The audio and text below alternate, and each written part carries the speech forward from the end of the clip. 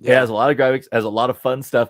Every bonus sucks. You're never getting a wow bonus. I got Unicow once. Did you? And the bonus went on for 30 minutes and only got like $160, $260, something like that. Yeah. And as a 30-minute bonus. Drinks, try not saying all night. I hate that game. Or every time the cow goes, moo. Yeah. All right. And it's like that. It's a horrible, great game to play. Right. The reason I hate that game is because of the sounds. They're so obnoxiously bad. And every casino that has Return to the Planet Mulan has the sound all the way up. All the way up. So it doesn't matter where you're at, you're going to hear those stupid cows. Yeah. I hate it. I know. It's stop, Dave. All right, guys, welcome back to the Gambler Audit. I'm Mark, and Dave's up above me here, and we're going to be interviewing George today. George, how you doing? Hey, how's it going, guys? George? Good to see you. Probably seen George in our live streams. He's always throwing the screws to us, asking some really difficult questions, and so it's our turn to turn the table on George and ask him difficult questions. Yeah. Would you rather? Right. Yeah. Here we go. So he's in the hot seat now. But anyway, guys, so what these are is, if you haven't seen these before, we're basically talking to gamblers, all types of gamblers, people that bet small, people that bet big, some people that are just getting started into gambling, some people that haven't gone in a decade or so and need some help and know how to navigate the casino because they just haven't been in a long time and a lot of things have changed, as well as just trying to uncover weaknesses. Like we all have weaknesses and nobody really likes to talk about them for some reason. And you should be, should be upfront with it because the only way you're going to fix it if you be honest with yourself and you ask people for help. Like, what would you do in this situation? Like, I noticed I blew through my budget within 5 minutes. You know, don't just keep that secret. You got to learn from that. You got to figure out how to change it the next time you go. And so that's what we're trying to uncover here. And I'm sure George might have a story or two for us. And we certainly have our own stories, but we want to hear from everybody else because everybody's different. Everybody goes to the casino differently. Everybody handles gambling differently.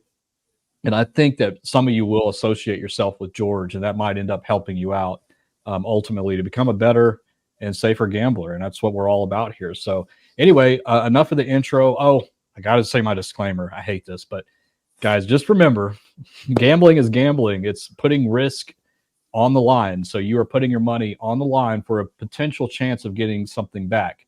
But nothing is guaranteed. Anybody that says that they have a guaranteed method to win in the casino is fooling themselves. Please don't listen to that, and certainly don't pay anybody for that type of advice.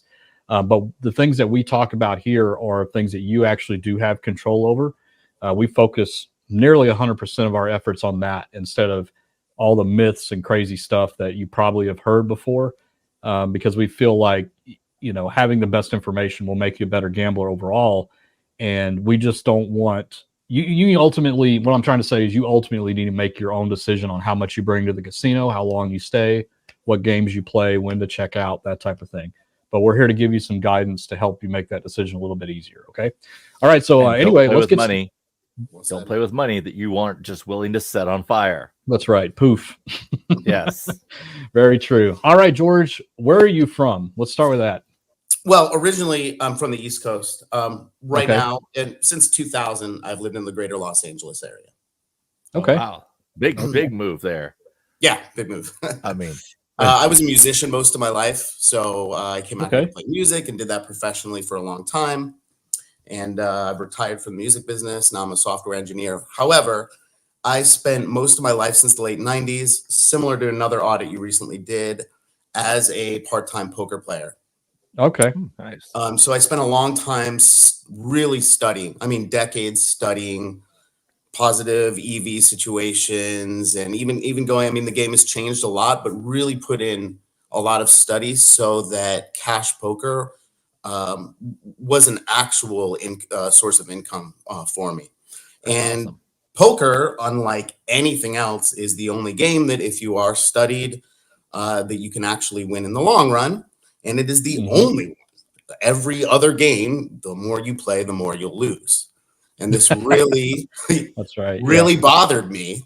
And because, slots are fun. They're so much fun. Poker is work. And so when I go to Vegas, my main casino is Vegas, even though LA has all the poker rooms, so I'm fortunate. But I consider poker work. It hurts your head. I mean, hours of grinding and math and studying. It just doesn't seem like right. It's not really fun. But slots are fun. So I tried to find out, how can we play slots? Because we can't win. Like, we can win in the short term, but like you're not winning long term. So how can you do this smart?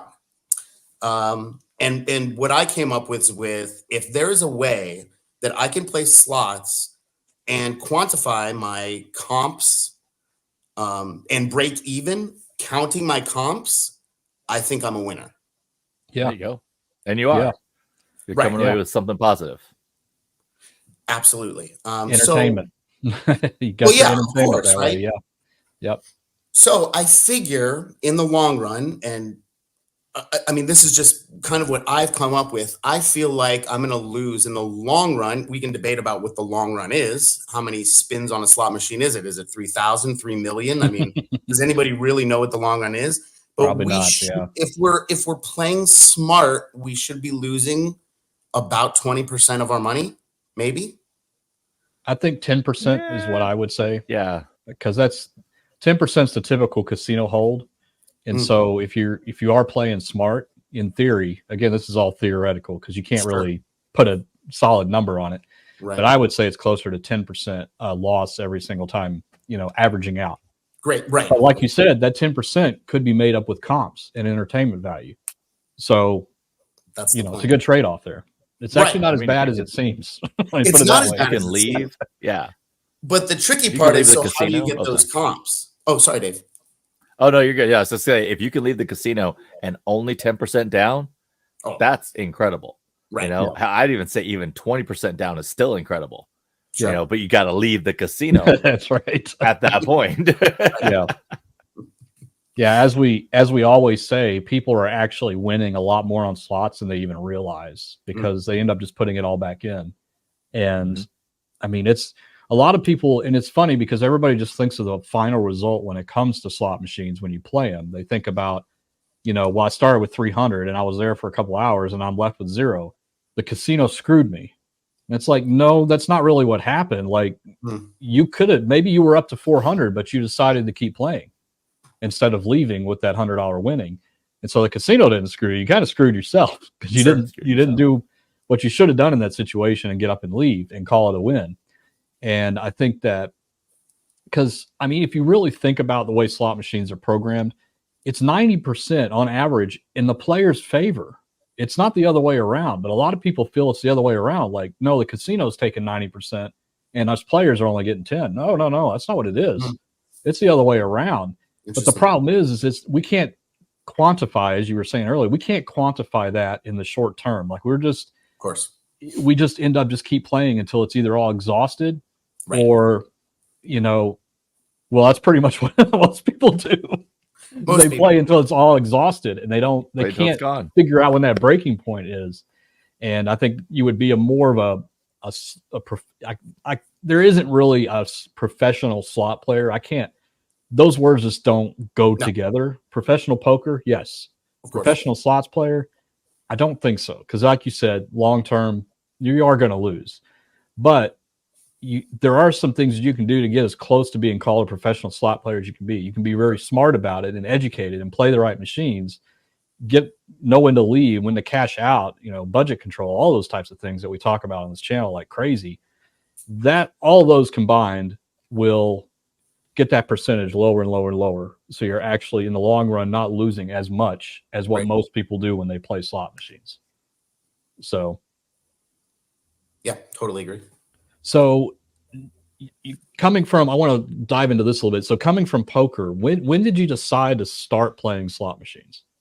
Yeah, it's a great question. So so my first trip to Vegas, somebody was high rolling on roulette and gave me $100 chip and said, do whatever you want with it. And nice. Man, this is back when they had coins in the machines, the glory days. Oh, yes. And man, just awful, right? Like, yeah, whatever could happen. And so like over the years, I would go to Vegas with friends, not have any idea what I'm doing. don't understand even though poker really teaches you budget and money management. The world of slots just threw me off, right? Because I just have all the fallacies in my head of like, I should be up at one point and just doing everything wrong. Know nothing about denominations, nothing about, nothing, right? So I had a lot of drives back to LA from Vegas, just horrible.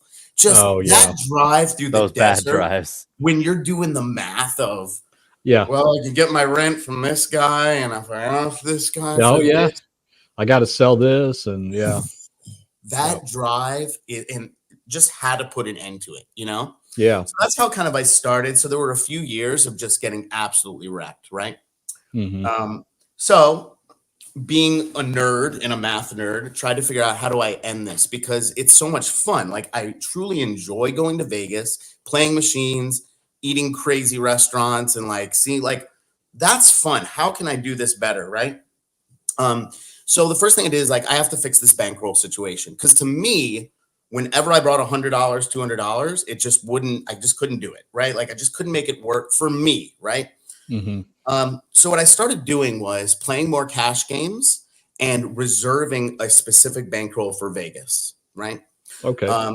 So I started doing that, and then basically what I came up with is a system for myself. And when I say system, just like money management and playing, that really works for me.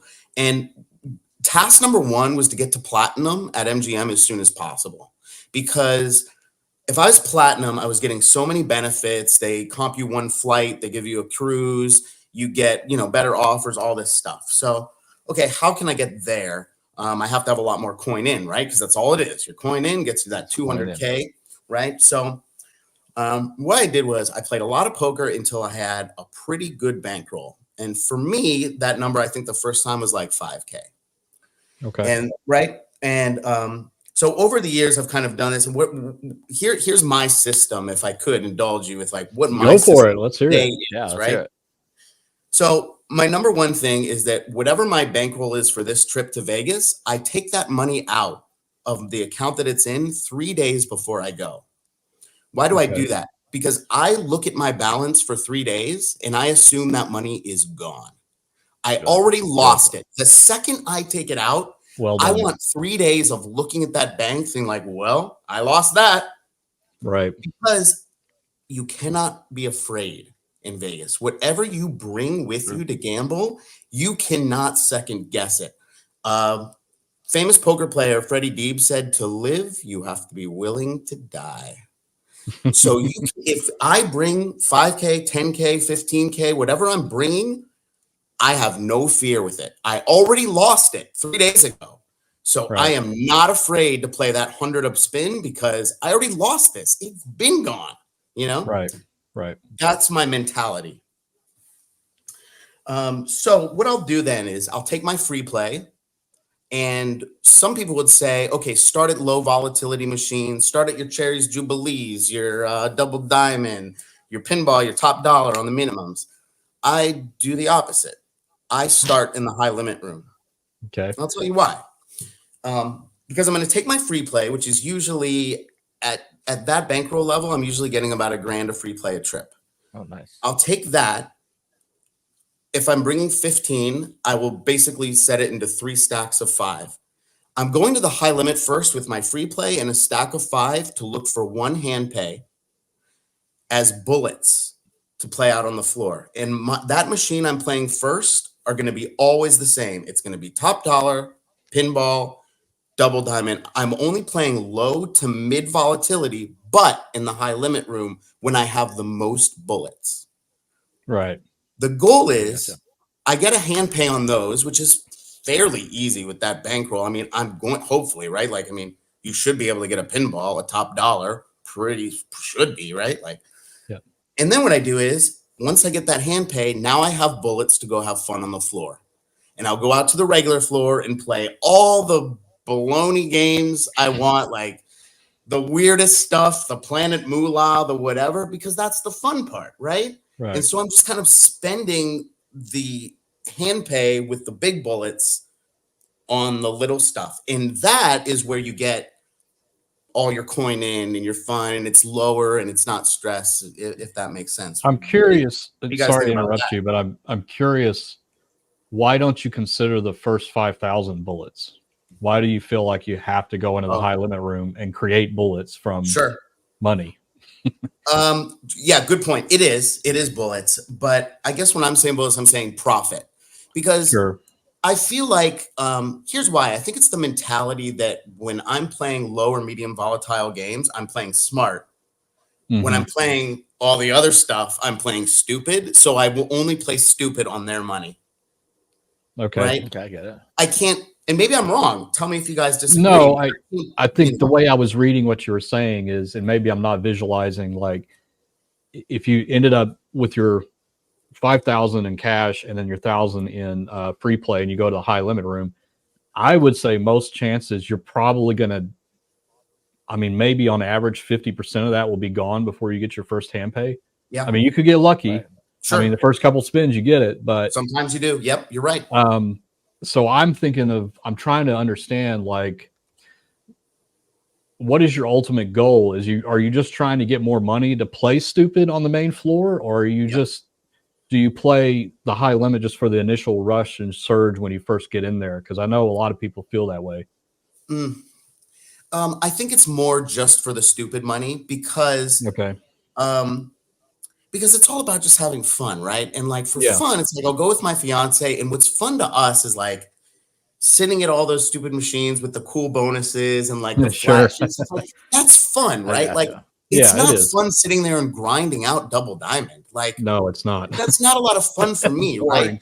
Yeah. Right. So I'm like, honey, come in here. Let's get a hand pay real quick, and then we'll go do the Britney Spears machine and this weird machine over here. Like, so that's my mentality, guys. How many times have you done this strategy so far? I've been employing this strategy for the last 3 years, and I go about how many visits you would think, like 8 times a year. Okay, so 21 times. Yeah. Of those 21, what happens when you don't hit your target? Yeah, that's what happens. What happens when that last chamber comes around and you go click and there's nothing there? And that happens. That absolutely happens. I was going to say, like, how many of those 21 trips did you not convert to a hand pay? Okay, so what's interesting about this is with the bankroll I'm building and the denominations I'm playing, I'm never going to allow myself to go broke the first day, right? So that's one thing, right? So yes, there are plenty of trips where I go home with nothing. And again, that's fine because I lost it 3 days ago. Right. What would the ratio be? You know, I don't know, 50-50 just to be conservative, I would say. Probably that.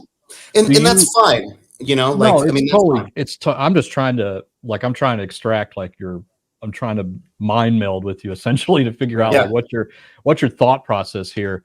Do you ever, with that 6,000 that you go into the high limit room, do you ever call it quits before you've exhausted the 6,000 because you're not feeling it or whatever? Absolutely. So here's another thing on my rules. I'm kind of looking at this list of rules I have that I've like accumulated, right? Good. I'm glad you have that. I mean, that's a good idea for everybody, really. Absolutely do. And, you know, dead spins are simply not fun, so I don't mess with them. If I'm getting dead spins right away, I move. And not because, oh, this machine's not hot or some weird thing. It's just because they're simply not fun. And I'm there to have fun. So if I'm like spin 8 times and don't hit a line hit, I'm moving machines because I'm just not having fun. So kind of to go back to your question, yes, there are times I'm going in. All right, I'm going to hit pinball. I'm going to play $25 denom, 75 a spin. And I don't even hit a line hit in like 8 spins. Next, let's try top dollar. Let's try this. And yes, there are times where you get through that first section, like, and you don't hit anything. And at that point, I'm like, okay, well, that was a bummer. So now I'll take my second stack and say, let's go have fun now on the floor. Let's mess around. Didn't work this time. That's okay. It was already gone anyway. Totally fine. You know, that's how I like to do it. But hey, we still got these bullets. Let's go do this. So that kind of gets back to your question on, aren't those bullets? They are, right? Yeah. When I'm on the floor, I'm basically bonus chasing, right? Mm-hmm. And I feel like a general rule is to put in 100x the max bet to try to get a bonus. And if the max bet is $5, I'm putting 500 in that machine. I should be able to get a bonus by then. If I don't, I'm out. If I do get a bonus, I'm doing a few backup spins and I'm also out. Good. See, I don't get a lot of these slot channels that are incredibly popular and extremely entertaining. I watch them sit on that machine, bonus after bonus after bonus. And I get it because you're creating content, you need long videos, and that's what we're watching. That's totally cool. But I don't like that. I'm going to chase that one bonus. If I don't hit it in 100x that max bet, we'll try something else. But if I do get it, a few backups, let's find something else. Yeah. Gotcha. It's funny that you brought that up because one of the manufacturers actually asked me recently. They said that, well, they had a question for social influencers, and they were like, we have noticed a trend in the last couple of years where the average bet size is going up at a bigger rate than it ever was before. Like it's always gone up with inflation and, you know, all that kind of stuff, but they've seen a multiplier that is much higher than it's ever been before. And he says, do you think the advent of social influencers playing on YouTube and TikTok and all this is it having any impact at all on that? And I think to some degree, yes. I mean, people, like you said, they watch that and they see somebody just play bonus after bonus or only see the hits and don't see the losses. They want to replicate that because people feel, and we know how people are. I mean, this is an industry, and the reason this channel exists is to try to protect people from, you know, bad information like that, thinking, oh, wow, Huff and Puff is an amazing game. Like, well, it is if you get the bonus. It's a terrible game if you don't. Right. Even if you get the bonus, sometimes it's a terrible game. Yeah, that's true. That too. I mean, look, really, somebody tell Vegas Matt that Regal Riches is the worst game ever. If you watch his channel, and you should because it's so entertaining, you would think that is the best game ever because they love it. But I mean, tell me you've seen the par sheet on it. Tell me how bad it is. I haven't seen the par sheet on that. I haven't seen the par sheet on it, but it's a bad game. It's I like watching him because he shows me what not to do, like what games are bad ones to play, because he will show the full thing. So I very much commend him for that. And I think he plays at a level that most people can't even do anyway, so it's fine. Right. But it's kind of the middle of the road ones that I think could be bad influencers on people. And I'm not naming names. It's just kind of a general thing. And just like you said, there's nothing inherently wrong with what they're doing. It's entertainment. Like, the only way they're going to get views is to show bonus rounds and people winning. Right. Like if all your channel was 30 minutes of losing on Top Dollar, you're not going to get the views. You're just not. And you're not going to get. That's why I won't let him post a losing session. No, I'm just kidding. That's literally my whole channel on Gamble the Globe is losing session after losing session. And that's Top the Dollar. Facts. Yeah. That's how it goes sometimes. It just does. Right. You roll with it. And I think it's good that I still want to go back to this. I'm still scratching my head with this high limit thing. Okay, good. I hate to do this. No. Keep it going. I'm trying to and maybe Dave's having the same questions I have.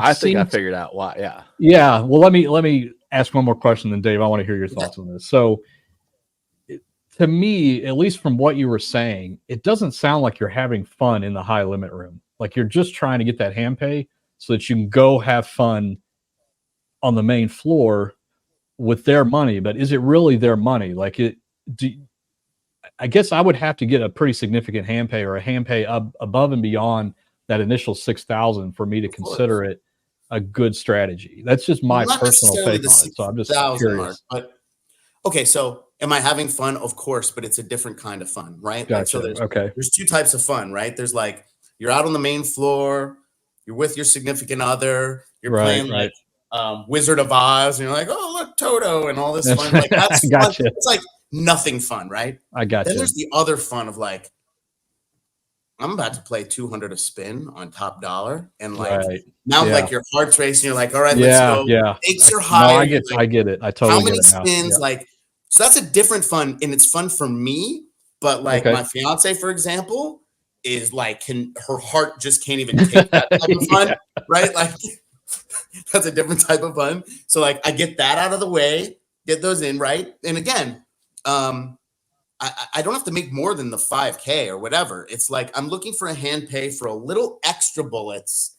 Okay. Because those games on the floor, I'm probably losing it all, right? Like it's really hard to get a hand pay on Buffalo Ascension. Like, come on. Yeah. Like, you know what I mean? Like, so I'm just trying to do that with their money a little bit. Again, trying to keep as even as I can, or to lose 20%, or I mean, whatever, right? Like, again, I assume I've lost it all anyway, but that's a little bit of that high limit rush that, you know. You just explained it right there. The high limit rush. Was that what you were going to say, Dave? Well, so I kind of caught on to that, but so what I like to say is if you're getting a different sort of feeling from playing nickels to playing $25, then kind of realize that you're getting into a slippery slope there of adrenaline doesn't. So I would absolutely admit I probably still am an adrenaline junkie. I used to be a semi-pro race car driver, and adrenaline is the worst drug because the only way to get it is to get back on that edge, and that edge gets harder and harder to get. And so I would just recommend pulling back from the high and coming back maybe into the $10 range. Play $10, work that budget longer. You should still get plenty of profit off $10. Sure. Instead of the $100, because $100, you're playing $1,000. You have, if you're playing 2 credits a spin, that's 5 spins done. But on $10, you're getting more spins to work those averages out longer. But I just got to caution you on that adrenaline. It is bad, especially now that once you play the high and then you go onto the floor, you're sort of doing opposite of what you should be doing. You should be playing the low first to build yourself up and then play the high as a end of the day. Then you can use the rest of the day to come down. But what happens is you're going up. You're literally coming on the high and you're going on the floor. And now you have that high in your body. Now you have no control of this. That high in your body wants to keep going. And so you generally play a lot more to keep that rush going. So I would say watch out for that, because that can be a very dangerous combination. And if you start low and enjoy it at the low, and then say, okay, now I'm going to play my free play, because my free play is the danger money. My free play is the money I'm just going to blow. Play any way you want. And then the free play is sort of like it's gone. It's not coming out of your budget, everything else. And even if you set aside a little bit of your budget for the free play, like if you match it 1,000 to 1,000, you're playing $2,000 out of a 5,000 budget, but you're only fronting 1,000 of it. So you're coming in with 4 on the floor, 1 in the high limit room, plus your free play. That is going to sort of even you out a little bit as far as the high chasing goes. Because it's not so much your bonus chasing, you're chasing adrenaline, and that can get bad real quick. And you can ask any adrenaline junkie, they'll tell you the exact same thing. Absolutely. I got to climb higher. I got a base jump higher. I got to do something more reckless. Right. It just gets, And I've had the same conversation with Mark, is you got to have the same enjoyment at a penny as you do $100. If you're feeling different, if you feel a different level of emotion, something's wrong. I can play $10 a spin, and I can go play a penny a spin, and I get the same enjoyment. Like absolutely the same rush hits me the exact same. And again, recovering adrenaline junkie, so I know where you're going. Look, I don't disagree with you at all, of course. Like, right? Like, and I think for someone that hasn't been like gambling for like decades, right? Like that's very important to like watch out for, right? Probably for all of us, but probably more over there, right? And let me be clear, it's not that being on the floor and playing $5 a bet isn't also enjoyable, right? It's a different type, right? Because no matter, I don't care who you are, when you're betting 100 a spin versus 5 a spin, it is a different feeling. It's a different type of enjoyment. But I get the same enjoyment on the floor because I'm goofing around with my lady and we're like, well, we're standing up, we're getting drinks. It is the same enjoyment. It's just a different kind. That's number one. That's, and George, we weren't saying that you're doing anything wrong, by the way. It's no. Oh, you can. You're not the typical person. Like you're supposed to say I'm doing. No. It's okay. You've explained it well. Like it's come together for me. The reason I didn't understand it is because you're not the typical gambler. Typical gamblers end up in a situation that Dave talked about where, and this is just the evolution of gambling. People start out at low denominations, and over time they keep bumping it up slowly and slowly because, and if you talk to anybody right now, any of these high level players that are on YouTube, Lady Luck, Stacy, or whoever, ask them, would you get the same enjoyment by playing quarters than you do playing $50 and $100? And I'm telling you, they would say no. They don't have the same rush. They don't have the same feeling. Sure. It doesn't matter what type of game it is. They can't get any excitement out of that because the thrill and the rush and the adrenaline is at that high level. Right. And so what we want people to caution themselves with, and this is not you, George, this is like a public service announcement here. What we want to caution, and Dave said it well, is that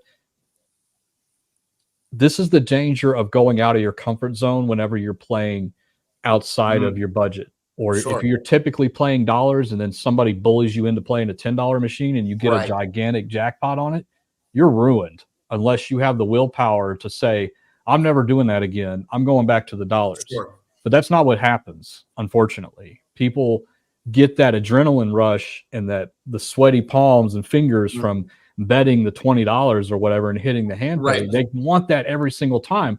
But then that's not enough. The $25 is now the sweaty palms and fingers. And then it's the $50 and then it's the $100, and it never ends. And so it doesn't ever end. And believe me, in the side of my eye, I see that $1,000 spin. I'm like, maybe one time, one day, maybe. What do I have to be up to do 1,000? Yeah, right. What I'm trying to do is get through. Yeah. I'm trying to get through to the medium rollers out there like me, right? Like, I'm in the middle. I'm not a high roller because I'm not betting 10,000 on a hand of blackjack. I'm not a low roller, right? So there's this transitionary period, like, where you probably just got your first host. You're just figuring out how that works. You're bringing 10K on your trip. And what do you do in that case, right? Like when it's a little bit different. So hopefully I can reach and just say what's working for me is like in that medium level where, that's kind of where that is. And the whole way that going to the high limit came up was, I don't know if you remember or if you've ever watched Jeopardy, but there was this thing that happened on Jeopardy where this pro poker player came in and crushed it. I mean, weeks and weeks. And I think he beat Ken Jennings' record. Somebody fact check me there. But the way he did it was he went for all the highest values first. No one had ever seen anything like this happen. Right. He destroyed it. And I started thinking, this guy's thinking different. He's a poker player. He's done the math. Going high first. And literally, that's what gave me the idea. What if I start going high quick? Because I agree, you should be going low on the floor, building your bankroll. And that's what I've been doing. And that's fine. But when I started doing it this way, mind you, I had the budget to do it. I'm bringing 15K a trip. I can, the first 5K bullet in the high limit was big. It just works better for me. Yeah. And that's fine. Totally fine. And I think that you're like me because you get enjoyment out of the games. Like you said, when you go out on the main floor and play the Wonka and the Lord of the Rings and, Wizard of Oz and all those, it's for the enjoyment, getting the drinks, coming around, hanging out with your spouse. Like that's, you're able to separate those two things. And I think that's why this works for you. And it's very clear to me that it works for you because of what you said. You have a different type of experience in the high limit room. That's for the sweaty palms and all that kind of stuff. Right. The real risk taking. And you're a poker player. It's all about risk taking, right? So I get that. But on the other side, you're able to have fun and enjoy at those lower denominations and play the games that people shouldn't start out on, but they're still fun. Sure. And you don't feel it, you still get the same level of excitement out of that. And you don't feel like, man, these games suck, I'm going to go back to the high limit room. Right. Like Never. You're able to divide that, and that's great. Like if you're able to do that, then that's really good. I want to caution people because George has got this figured out for himself. It doesn't work for everybody that way. And so you have to figure it out yourself. But I think the general rule is not to start in the high limit room. I would not typically do that. My recommendation would never be to start in the high limit room. That should be when you get the cherry on the top because you did something well building your bankroll up. You know, you started with $100, you turn it into 400. Go into the high limit room and do a couple spins on something. Sure. Because you're playing with their money. But you're kind of doing the reverse, but I totally get it. Like it's fine. Yeah. I don't want you to say it's wrong. It's just a different approach, and you've explained it well, and I hope people listen to what George said of how he handles that situation. So that's all we're really. If you have the discipline, and thank goodness, like poker teaches you discipline and get things don't phase you, but not everybody a lot of people have a hard time getting up and leaving. A lot of hard people have time saying no, as you said, like the rush, the adrenaline. That's a lot of people, and I think to recognize that that's you, right? Like, hey, I have this chip. Like, it's hard for me to get up, but I still don't want to give this up. That's follow that strategy. If you're a person that you never have a problem getting up and leaving, like you don't really have that problem. You don't have to bring the lockbox because you just don't have an issue with that money burning your pocket. You're fine, right? For that smaller percentage that has that, I think that's who I think can identify with what I'm saying. So I feel like if you're listening and you've ever said, man, I just wanted to go back down and I just get the itches to go down and everything, I probably wouldn't listen to me, right?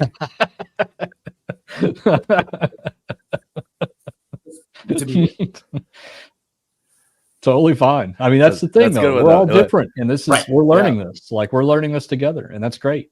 And George, you're not the only one. I'm sure there are plenty of people out there that fit your mold and do the same thing you do and are successful at it. Hey, George, you said you take 15K a trip.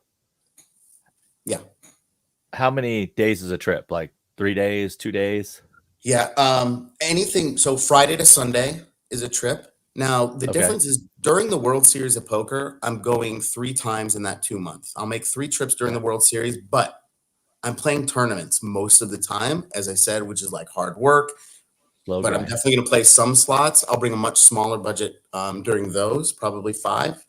But yeah, generally a trip, not counting the World Series, will be Friday to Sunday. So I'm getting through 2 days. And again, I'm staying where I'm getting the best offers, right? Like I don't really care about staying in the best room. And now at MGM, when you're getting offers, you're going to get a bigger food budget and at the worst hotels, right? So like they'll give you the same free play to stay at Aria, but like a lot more food budget if you stay at Luxor, right? Yep. So you'll find me there because I don't care where I'm sleeping. Yeah. You can use it anywhere. So that's one thing. And then another thing I really find is negotiating with hosts is something you can absolutely do.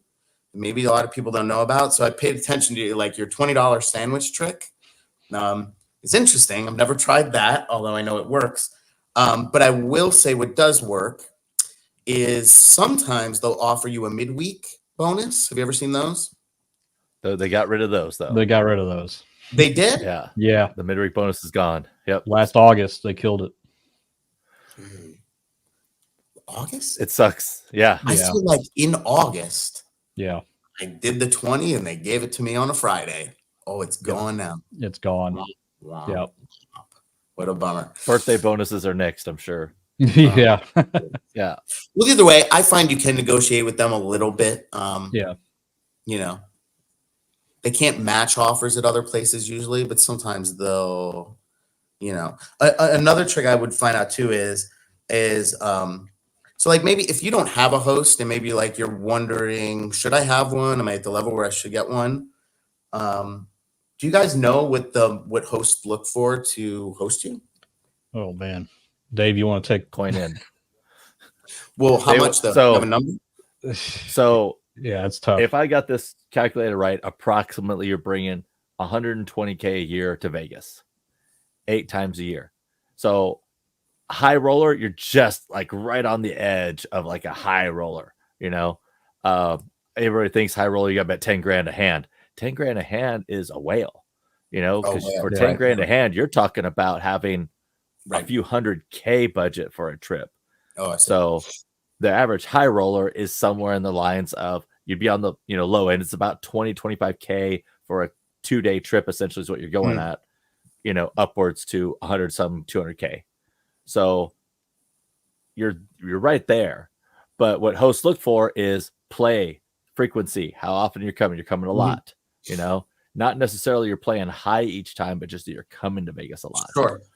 Plus you're having a good coin in, because even if you're playing, Planet Moolah, if you're playing that, you're cycling through a lot of cash. Even on those little wins that aren't quite your bet, you're cycling through a lot. Your churn is huge. Right. It's probably not so much on the higher denomination, and it might actually be more if you played sort of more in the middle. So instead of playing the Planet Moolah at $5 a spin, you play top dollar at 2 credits a spin, $10 a spin. Sure. Or you play dollar, and like on the dollar version, $10, basically you're essentially doubling your bet, but your odds are so much better, and it looks like you're playing more because you're playing $10 a spin versus $5 a spin. So in their eyes, it looks more.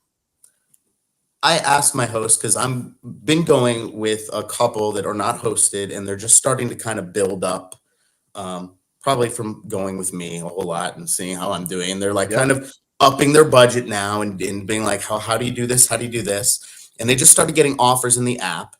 And so I introduced this gentleman to my host, and I said, just tell us straight out, what are you looking for? When can my buddy call you and say, hey, hook me up? And she said, and this was at one of the lower MGM properties, I would say the lower, not the fancier ones. She said 2K. She said, if you're bringing 2K to gamble, you can call me. Nope. That's what she told me.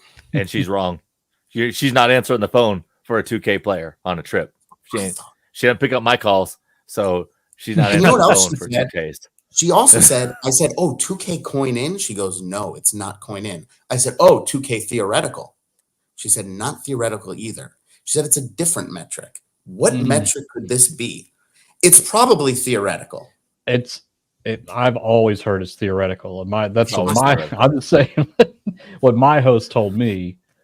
And who knows where, maybe these hosts are just BSers that's what they do. They're sales guys. My hosts, both of the hosts that I've had over the years have both said it's theoretical.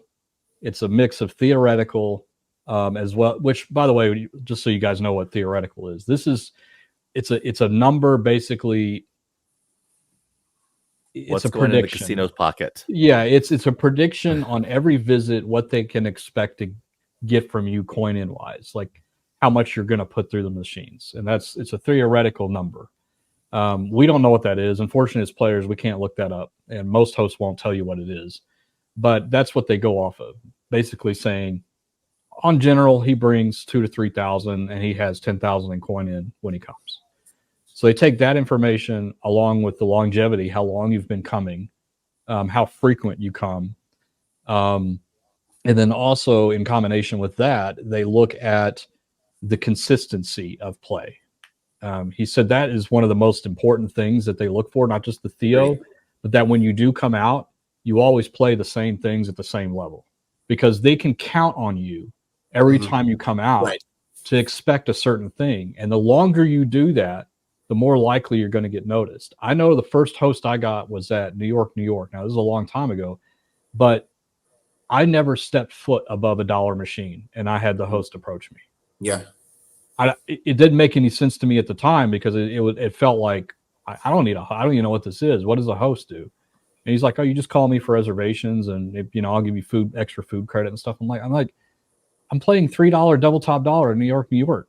Like occasionally I would put $50 in a $5 machine, but that was it. And you know, he just said, look, you've been coming to New York, New York for, and this is before they combined everything, where the host can basically book you anywhere. Book you anywhere, right? Right. And so maybe that's changed since then because of that. I don't know. But he's like, look, you've been coming here and staying in New York, New York for 5-6 years, every 3 or 4 months, and you always bring a buddy with you. And it's like, he said, we like your longevity. We like your loyalty here. And so we felt like we needed to give you a host. I don't know if he was worried I was going to start going somewhere else or what, but I think there's a lot more to it than just coin in or theoretical. I think they take a lot, although those are the primary. There are other metrics. There has those are the primary things, but I think you can get overridden if there's other things going on at play rather than just pure how much do you spend. But the way to get noticed always right, tells me my like, Theo. Yeah. My host always tells me my Theo. Oh, really? Oh, okay. Just ask. I go in there. How's my Theo? To the penny. Be like, hey, text it to me if you would.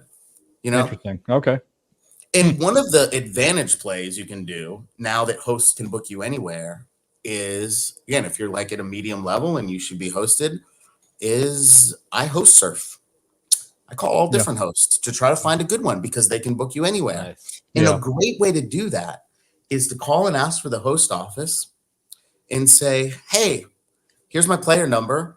I have an offer on the website, but I feel bad because I know you get credit for my losses. So somebody should get it. Like, I just feel like, do you want to take me up? And like, who's going to say no to that? Oh, well, thank you so much. That's so nice of you. Yeah. I mean, I could book through this app and you get nothing, or I find that's a great way. And then when you find one that you really vibe with and you really like and you have a good relationship, then you can stick with that one. But you're right. Now that they book you anywhere, you can do that. George, I'm stealing that from you for the tip of the day. Okay, tomorrow. I got to film tonight for tomorrow. I'm stealing that because everyone asks about how do I get a host? How do I get a host? And that is brilliant. Just calling up the host office and throwing out a hook like that. Like, hey, I'm coming anyway. Long-time player. Look up my play. If you want to take me on, at least it's going to you. Right. That's a great hook. That is a great hook to get a host. Say I've been in sales my whole life. I hate that nobody's getting credit for something, Right. And they really do whatever you got to say. Yeah. Yeah. I've had more hosts tell me how much they appreciate that than didn't, Yeah, that is a great tip, right? I'm stealing it. That's you got it tomorrow. Yeah, that's good. That is a brilliant idea. Oh yeah. I mean, that's what I've always said too. That Dave's always said that. Like, it doesn't hurt to go into the host office and ask him. Like, tell him to look at your play. I'll go ahead and say, rate my play. Hey, or just say, rate my how play. Close am I? Hey, I've always wanted to host. Could you just tell me how close I am? Yeah. I've been coming here for 5 years. Yeah. Like, what's it going to take? What more do you need from me? And I did that for my friend recently. And, she texted and said, okay, your friend's theoretical is $500. Here's what we need it to be. And then, so at least you kind of like have a path. Because again, I think this should be like the theme of this whole video is that getting the host, getting the comps, getting the limo rides to and from the airport, getting as much as you can in meal comps, these are part of your profit. They really are, because you are going to lose in the long run. It's not poker, folks. It is negative expected value. So get as much value you can other ways when you can. That's right. And that's why Vegas is a great place to gamble, because of the comps are better there than you'll get. I mean, correct me if I'm wrong, Dave, but I think Vegas is probably the best place to get comps overall. Absolute best. I mean, it's like the competition. There's so much. Yeah, it's fierce. And so there's nowhere else you go as much competition as Vegas they have does. Nice rooms. They've got the food credits that are a lot higher than everywhere else. I mean, I gamble the same amount at WinStar and it's trash compared to Vegas, like complete night and day difference. And it's because there's no competition on the seafood buffet.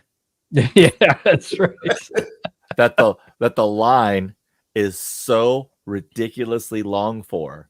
Even if you're an elite, which is their top tier, the line is like 300 people long. Yeah. and the line for the other thing is like thousands. So yep. Yeah, and there's only anywhere 2 you can get restaurants extras. on the premises that send out food coupons. It's the Mickey Mantle's thing, and then the steakhouse, Union Mesa, and you have to wait in line for that too. Yep. Anyway, that's a. Hey, can I ask you guys? Yeah, let's go. I was about We're to say, let's move into that. thing. Okay. I just had a few questions for you guys. All right, so I want to turn it around just a little bit. That's fine with for me. each of you, what's the one slot machine that's like, even though it's bad and you know it's bad, that you just love and you wish it was better? What is it? Escape for any of the Planet Moolah. I love them. I hate This them. guy likes Planet Moolah. Oh, I love it. I love the 3 wins, and then you get on the last thing all the time.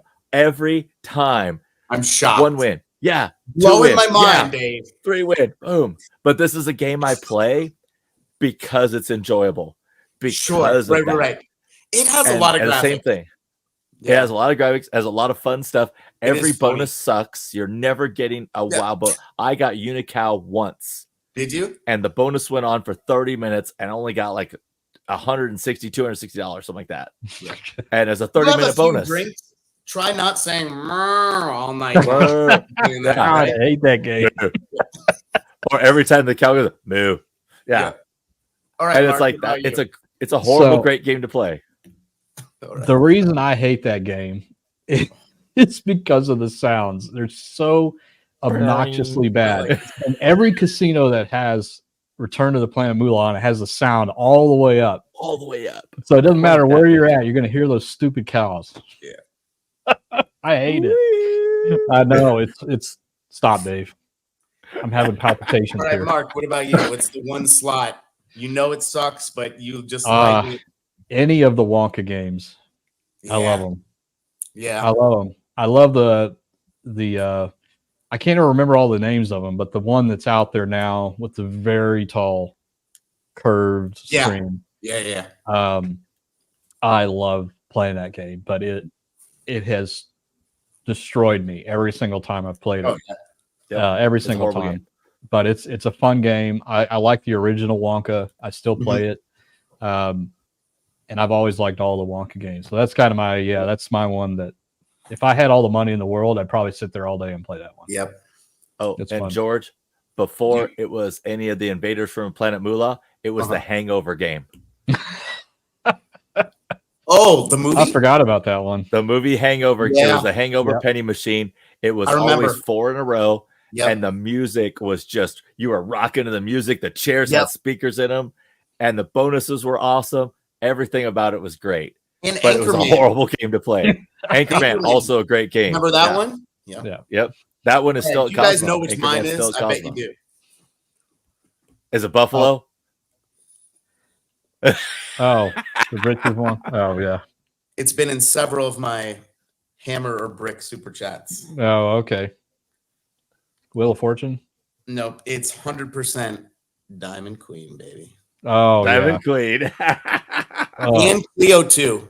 I love Cleo 2 because one time I got 2 re-triggers on that bonus.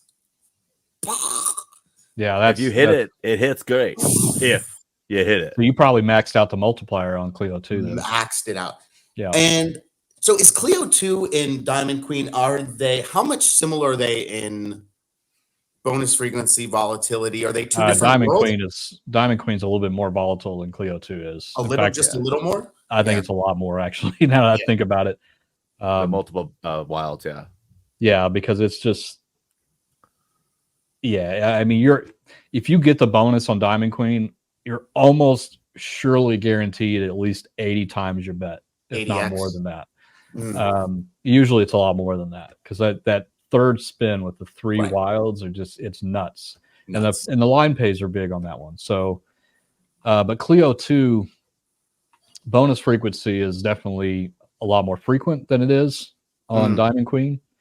But it's also more volatile inside of the bonus because you don't know if you're going to re-trigger or not. It can happen. It can't happen.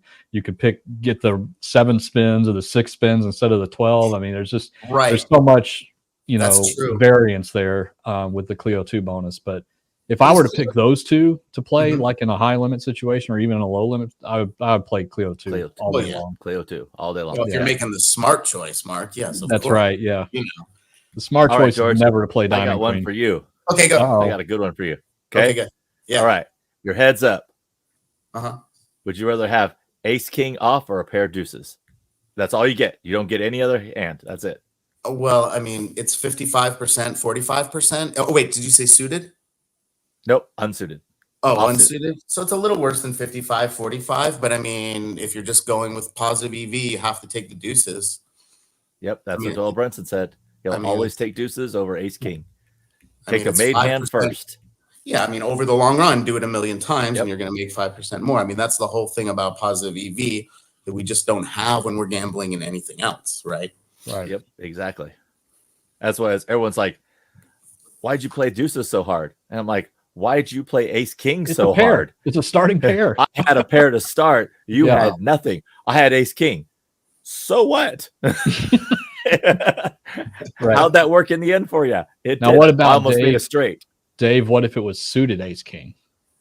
So then you have a little more coin flip because you have the 2%. possibility for the flush as 2%? well. So you're closer to that gap. Yeah.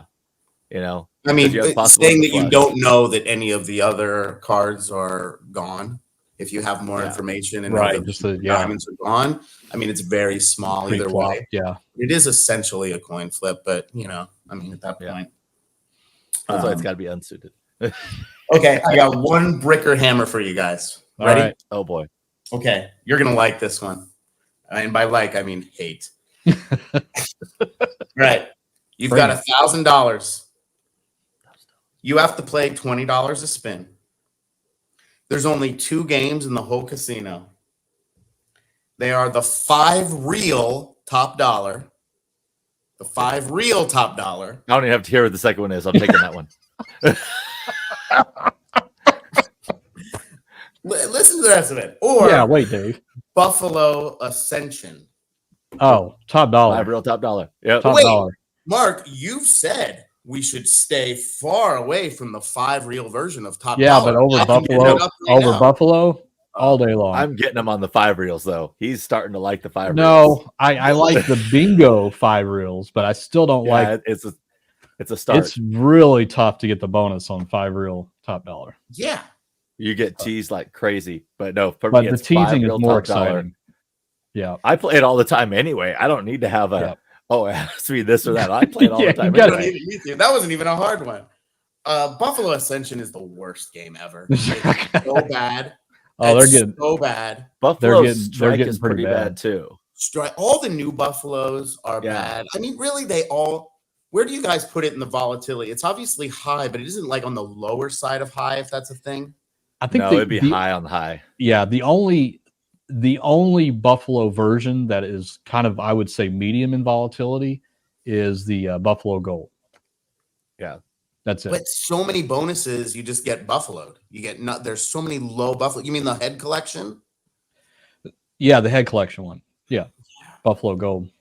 Okay. Kind of medium volatility. Yeah. I have seen the par sheet on that one. You have like Buffalo Strike or Buffalo Ascension. Now you get stuff in the way. Now you get blockers in with your bonus. And it's Buffalo Strike with the lock and hold feature as well, or is that Buffalo Ascension? Buffalo Link.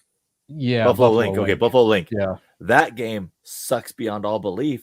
Oh, it's worse than Ascension, probably. You can't get the bonus. You can't get the lock and hold feature because they're fighting each other. Right. And when you finally do get it, it's never great. It's always just flat. But let me ask you this. Some people think, and I'm not sure, that Buffalo Ascension could be an advantage game because you can come in and go through the denoms and see one that's higher to getting the arrow up. And I'm not sure if that's the case or not. It's just a real UN. I mean, it's technically it is a slight advantage, but it's an advantage in that fact that look how big the pigs are. It's the same thing. Everybody says the same thing about the Firecracker game. I can't remember the name of it. It's a long name. Oh, right.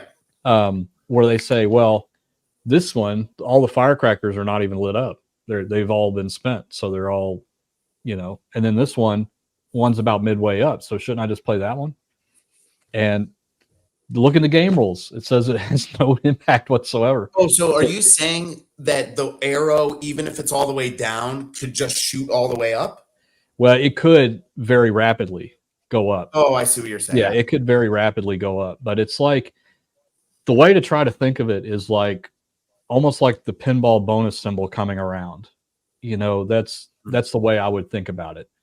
It could come through frequently, or it could not come through for a while. But anytime you see like the arrows or the piggies or the bowls or whatever the case is, there's no advantage play there, and it's in the game rules on most games. I know what the arrow was different because it had to go to the top. Anyway. Yeah, I totally get that. Maybe. But you got to think that even if they were all the way at the top, it could sit there for a while because they do. It will. And it will. Yeah. But it's still just the virtual reel strip on that thing, when it decides to pull up. It's just like getting. I'm having a hard time explaining this, but it's like, try to think of it like whenever you get the bonus round on like a traditional game, let's say I'll use the pinball example. When the bonus symbol comes around and the pinball lands, instead of getting the bonus, it just increases it. So it can keep doing that until it gets up to the point where the next bonus round that comes around, it'll initiate the bonus. But it's not like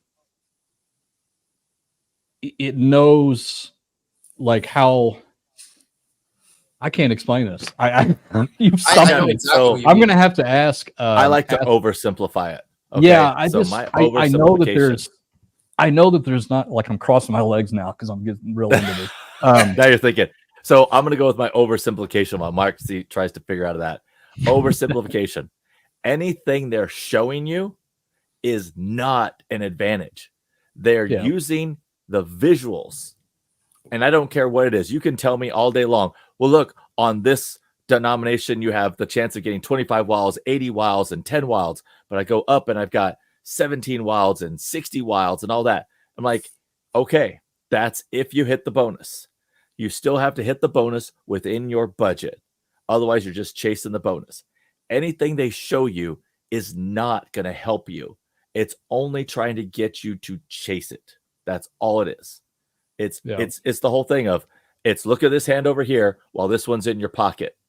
And that's what you're doing on any of the games you think you see an advantage on.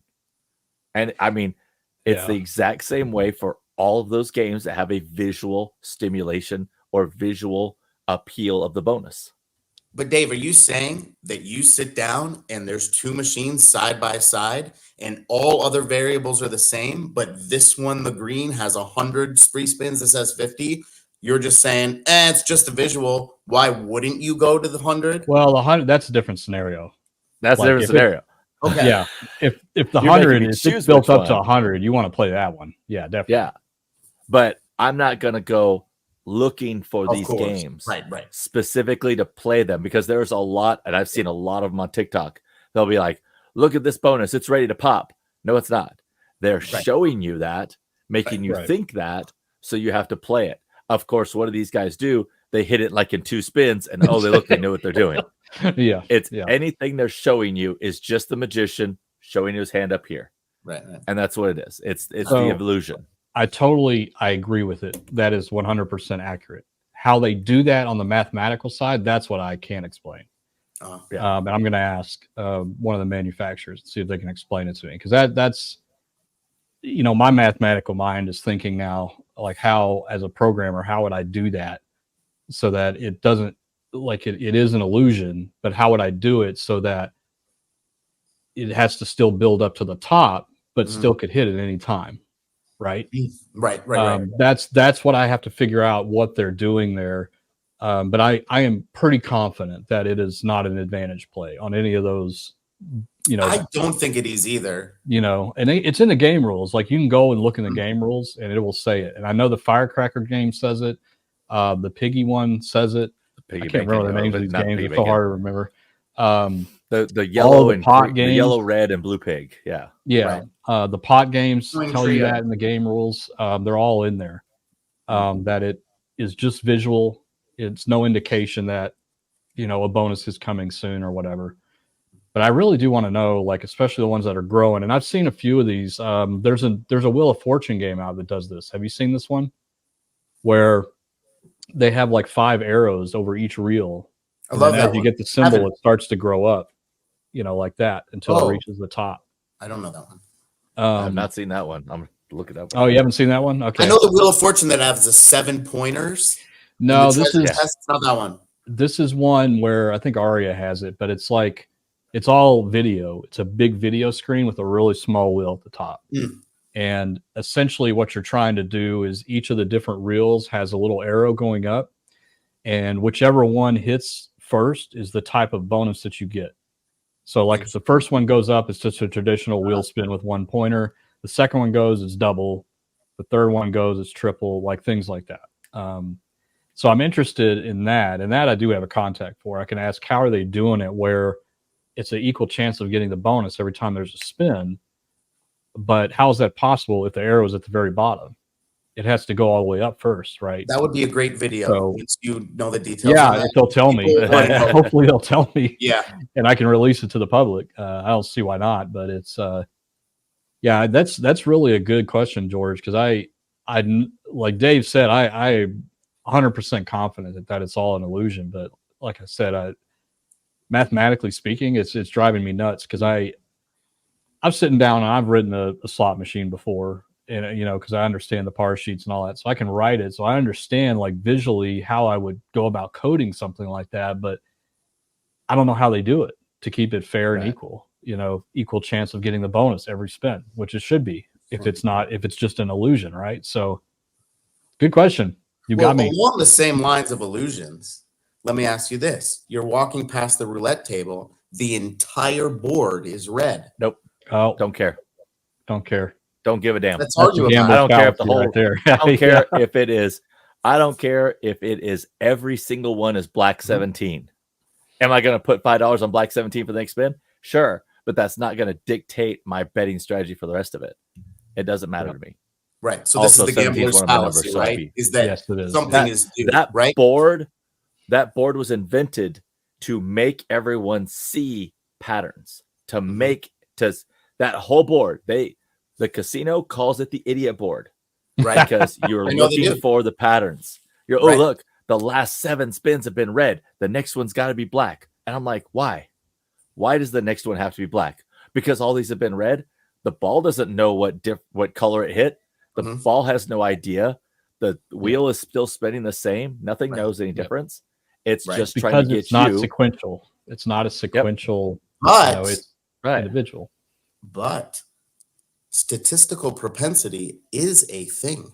And even out of millions of simulations of the roulette wheel, how likely is it that red will show up 50 times in a row?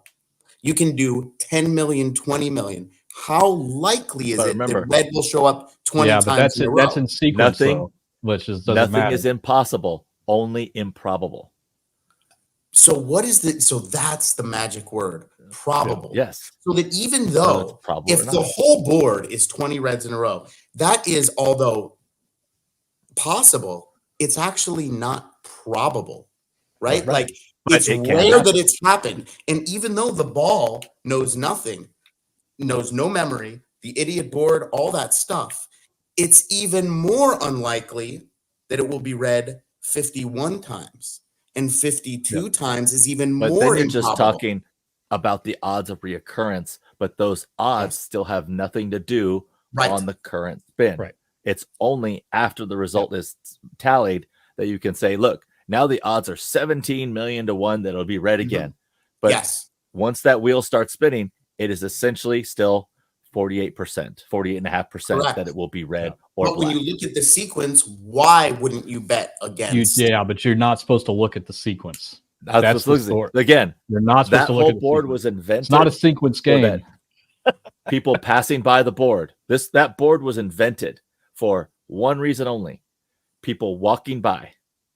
They're not getting people who are roulette players. If you ask any person who is a roulette player, okay, and I've got a sheet in my bag right now of my roulette wheel done out in a complete line of my grid, so I can actually see everything as it is on the wheel without having to look up, and I can take my own statistics, and I do it by dealer and everything else. But if anybody walking by, that's what that board's for. $25, put on red. $25, put on black. That's what that wheel's for. And that wheel is highly suggestive to passersby. That's what the wheel, that's what the board was invented for. It wasn't invented for players who are playing roulette. Of course not. Of course it was invented for everyone else around to see what happened. Now, when I look at the board is when I'm on the very end of the table and I can't quite see what hit on. I'm looking to see what number came up, but that's it. That's the only reason I use that. Guys, my question isn't saying like, should we look at the idiot board? Should we believe the gambler's fallacy? The heart of my question is this, is that if we see a situation that rarely occur with extreme odds against its probability, shouldn't we bet with the sequence at that point in those rare occasions? I'm not talking about the board where it's 5-10. I'm saying where it is 17 million to 1 that this puppy's going to be red again. That's the fallacy, though. The fallacy is that people are falling right back looking at it, looking at a sequential result for a game that is not sequential. That's the fallacy. But if you do spins in a row, it is sequential. You're spinning, you're sitting down for but you're not betting, but each individual spin is a separate event. It's not it doesn't take into account what has happened previously. Now you can argue the odds are definitely against that happening. Just like flipping a coin 10 times, most likely you're not going to get 10 heads, right? But in a rare occurrence, it could happen. Right. But whether or not you should bet on that, the answer should be no, because it doesn't matter what has come previously. So if I said to you, will you flip this coin I'll give you 1,000 chances to flip this coin. If you ever hit heads 20 times in a row, I'll give you 10 grand. If you don't, flip the coin. Huh? Yeah, but you're giving me a sequential gamble. Yes. But that's not what this is. That's not what roulette is. It's not a sequential game. Sequence is not sequential. There's not a possibility of just red or black. Like if it was a game that says we will give you 300 to 1 odds if it comes up 6 reds in a row. If that existed on a roulette table, then we can talk. They'll never do it. They'll never do anything like that. But I'm just saying, if that was the problem that you brought up, where you said, that's a great one. If it came up 6 reds, then we give you 300 to 1. If it's 7 reds, we give you 900 to 1. Right. Right. That's a sequential game, and that's something you can gamble. They'll never do it, of course, like Dave said. But there was a game called Sickbo. It was a dice game. Used to be at Bellagio. That was the only place I really saw it. I'm sure it was somewhere else. Played with 3 dice. The dealer had them in a jar, shook up the jar, and put the jar down, and you bet on the face-up value of the dice. That was the only game where I saw you could bet on the past dice to show up. So you could bet on the exact same sequence. Oh, interesting. That came up before. When was this? Is this in Vegas Vacation with Chevy Chase or something? It sounds like a weird game. This was on the main floor of Bellagio. I know. What number? Main floor of Bellagio. It was a big size table, and it had like every combination of the dice possible, and different combinations of dice paid different money. You could bet whether it was you were betting lower than 10 or lower than 20 or higher than 25. All these possibilities of, combinations that were on there, and you could bet everything, 3 5s, 3 2s, everything like that. And all those possibilities were out there because they were trying to make it seem like the odds were better than they were. And so what I would always do would be I'd always play the low. So less than 12, because I knew the most likely 2 of the dice were almost always going to equal 7, because that's the highest number to come up between 2 dice is 7. And so I went that route. So I'd always go 12 or lower. I think it was actually 13 or lower. Interesting. So idea would be is that it'd make a 7 and a 5. That'd be 12. There you go. And so the game itself presented you with combinations, and the combinations paid out extraordinarily well. Isn't there a bet on craps hit them all? It pays like 100 to 1. Isn't that sequential? Where if the point is given and you hit, that might be like a carnival bet on some roulette on some craps, but it's not on everyone. That might be like a specific game. Like I have seen like that. Palms might have that, or whoever. Yeah. I mean, look, thanks for indulging me, but I think like when people ask this question, of course, they get a short answer and they don't get a chance to rebuttal it with the most, things that they see out there with statistics and probability. So I wanted to get into that because it deserves a deeper discussion than just it does. And you know what? It's going to help people that are playing roulette because they'll understand. Don't look at the idiot board, number one, but understand that it's not a sequential game. Like that's right. I think that's what most people don't think, and the casino will make it appear that way, like it is a sequential game. Wow, that number 8's coming up a lot. I bet it's a hot number, and they have the hot and cold numbers on there too. It's like useless, totally useless. Well, even the way the betting board is set out, the table's set out. Yeah, it's set out in sequential. So any number you bet is not possible for those two numbers to touch. You cannot bet on anywhere where the two numbers touch. You can bet the split between 7 and 8, but you can't actually 7 and 8 don't touch. So you're not actually making that bet. You can bet the 4-way, but you can't. None of those numbers touch because the way the wheel is set out. Right. Yeah. So the other thing to always keep in mind is that a roulette dealer is the only dealer of any game that exists that can influence the outcome. Of course. So there's fast spin, slow spin, right? There's a fast spin and a slow spin, right? Like the way dealers are taught. And then I think they're supposed to start the next roll from the last winning number, but I don't think they do it all the time. But I think that's how they're trained. Most dealers have a wheel speed they like. Mm-hmm. Most dealers have a number in their head, whether it's their kid's birthday, their anniversary date, whatever, that they will release the ball. Some dealers like to release the ball in the 0 or the 00. They don't like to release the ball anywhere else. Some dealers they like to spin the ball always right. Some dealers like to spin the ball always left. Yeah. So that's the thing is muscle memory and where they release point plays such a huge part in roulette that dealer, make sure to tip your roulette dealer because they're the only ones who can influence the game. No one else can. Right. And it's just like always tip your roulette dealer because they can actually make sure you win or lose. And they can put it in a quadrant, right? If there isn't that the idea is they can probably get in a quadrant if they're experienced enough and they have enough muscle memory. They can pretty much. Jimmy at the Riviera showed me that he can put the ball 3 numbers. He can put the ball there. So if you're going for let's say 0, for instance, he can put the ball in 1 or 27, right? Consistently too. And I said, show me. And I purposely didn't bet 3 numbers in a row. And I said, hit on those 3 spins, the same result each time within those 3. Like, in other news, Jimmy's been missing in the desert for 3 weeks. Right. Jimmy knows where some of the people are buried in the desert. YouTube video went live. He was uncovered when the lake levels went down. Jimmy was hired by Bugsy Siegel at the Flamingo off the street to park cars when he was 12 years old. He had been working in Vegas since he was 12. And I'm pretty sure if anyone knows where some bodies are buried, he does. I wanted to read one thing for you guys when it comes to the gambler's fallacy. And this is on the Wikipedia page if you guys want to look it up. It's called it occurred at the Monte Carlo Casino. I'm sure, George, you've read this already. But perhaps the most famous example of the gambler's fallacy occurred in a game of roulette at the Monte Carlo Casino on August 18th, 1913, when the ball fell in black 26 times in a row.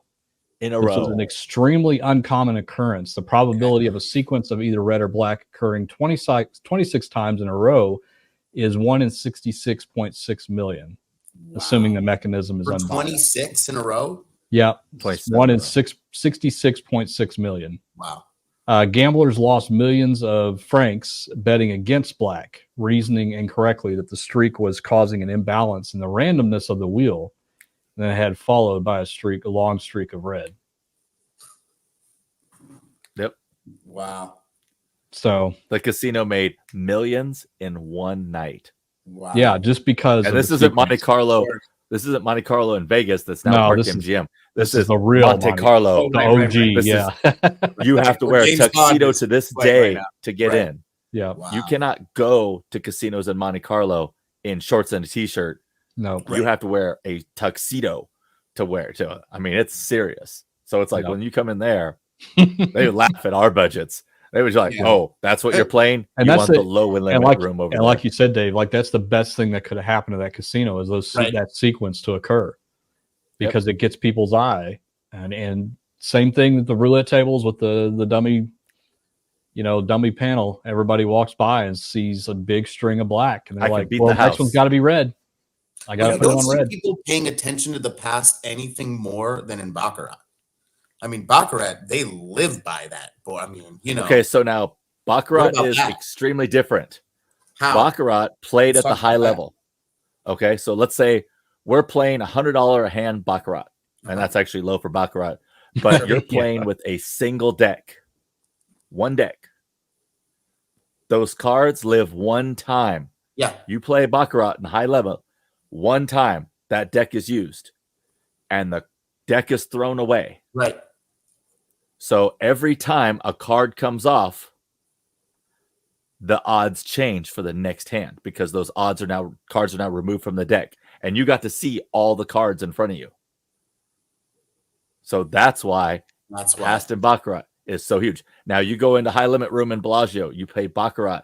I think their high limit starts at 1,000 a hand. One card. You'll see them. You'll see the high limit players. They'll look at the card and they'll rip it up and they'll throw it at them. Yeah, because they know there's nothing to do. So as long as the card's readable, that's the only thing they care about. As long as the card's readable, you can rip that card up and you can lay it down and how many pieces you want as long as it's readable. But every single card that comes up there. So this is very similar, not the way the game's played, but the Old West game Pharaoh was the exact same way, because every card that came off the deck now influenced the odds for the next hand. So that's a direct thing of, yes, the past does influence the future in that game. Because that's important for people to know, because we hear so much. Like, that's an idiot board. Not even good information. Don't play $1,000 a hand Baccarat. I've played high limit Baccarat at Bellagio and didn't really know what I was doing. And exactly. That's why you don't play Baccarat. No, the pit boss said, listen, do whatever that guy's doing. He's keeping track of everything. And never have I seen nicer pit bosses than in Baccarat. That I felt like generally were looking out for me. There's the gambler's fallacy right there. But either way, we're saying like, that guy's crushing it. He knows all the things. He's keeping track. He knows when to sit out. Just do whatever he's doing. You see the guy with a bunch of gold chips in front of him, which are $10,000 chips at Bellagio. Just mimic what he does. Yeah. If you're at Baccarat, that is the best advice I can give you. If he plays banker, you play banker. Right. The guy who has the most chips, you just copy him, because he knows what he's doing. And you'll see them a lot. You'll see them. They have little cards and they're writing down every single thing so they know exactly what's going to happen. And when he changes his bet, you change your bet. Vice versa. I mean, everything right down to the line. Just do what he does and you'll be fine. And that's a great thing. If you want to play Baccarat for the first time, for one, watch videos on Baccarat. Okay. It's not hard. It's the freaking easiest game there is to know. Right. But the fine points of the game are extremely fine. And that's what you want to do. But if you sit down at a Baccarat game and see a guy with a ton of chips, just copy him. Like, don't even like act like you're not copying him. Just say, of course, copy him. And if he gets a drink, you tip the drink girl for him. You tip the drink girl for him. It's like, hey, I got the tip for this. Don't worry. You're the clone. Are you hungry, sir? What can I do? He's making you money. You take care of him, because the $5 you flip the waitress does not affect him at all. But he realizes you're copying him on bets, So just, throw him a little nod. You don't have to tell him, but just throw him a nod because he knows what's going on. Yeah. But there's not a game I have not played and a game I have not lost at. But you got to learn the little points about every game. Of course. Baccarat is one of those things. 4-card poker, Mississippi Stud, all these games that you can play, all the carnival games as well. All those games, go into it with knowledge. Watch YouTube. If you want to play Ultimate Texas Hold'em, you need to watch The Great American Gambler, Kelly Thurman. He will tell you exactly what to play, what not to play, what the book says, what his gut says. And he doesn't play his gut very much, which I really like. And just watch that. And if you want to play Baccarat, you find someone who's playing Baccarat a lot and you watch them. Don't learn on your own money. Learn on YouTube. Learn on an app. Yeah. Don't learn with your own money. Yep. Yeah. Worst mistakes I ever made, learning with my own money. Yeah. We've all been there. Yeah. Ooh, interesting game. Sure, I'll play. Here's $200.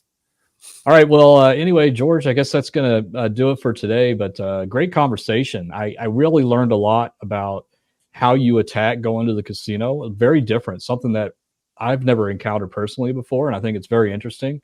And I hope people can relate to that. Maybe some of you do the same thing. Go do your damage in the high limit room and get that hand pay, and then go have fun on the main floor.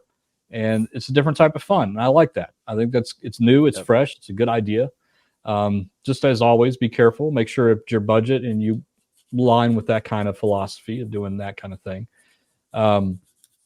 And also, we had a great conversation about the gambler's fallacy and the roulette table. I love that. Yeah. That was great. And I hope you guys really take something from that. If you do play roulette, you do know not to look at that board, right? I hope by now you know not to look at it. Hopefully everyone knows that. No, everyone doesn't know that. They do, but they should. If they got to this point in the video, you guys probably do know that now. So don't look at the board. Don't look at the board. Any final thoughts, Dave? George? George, I really appreciate you coming on. Thank you so much. All I got to say is watch that rush, because that adrenaline, it's got you. And you're controlling it well now, but just make sure it doesn't get out of control. Keep it in check. Always a good thing to do. Because I still look at my helmet every once in a while going like, I could get back in the race car if I can still fit. I don't want you to do that, Dave. I need you around here. My fire suit still fits. I tried it on the other day. He's halfway there, George. Oh, geez. This isn't good. Guys, thanks so much for having me on. Love what you're doing. I want to thank you guys so much. I'll be back in the live streams for more bricker hammers anytime. Love it. Just make sure, just have fun. That's all the last thing I got to say is if you're not having fun, then you're not in the right hobby. Go learn something else. Go do something else, because this has to be fun. And if it's not fun, stop. Yeah, stop it. Exactly. That's a good point. Always good way to end it. Yeah. So as always, remember, gamble smart, gamble safe. I love it, George. Thank you so much. All right, guys, take it easy. We'll see you on the next episode. All right, bye bye. Have a good one.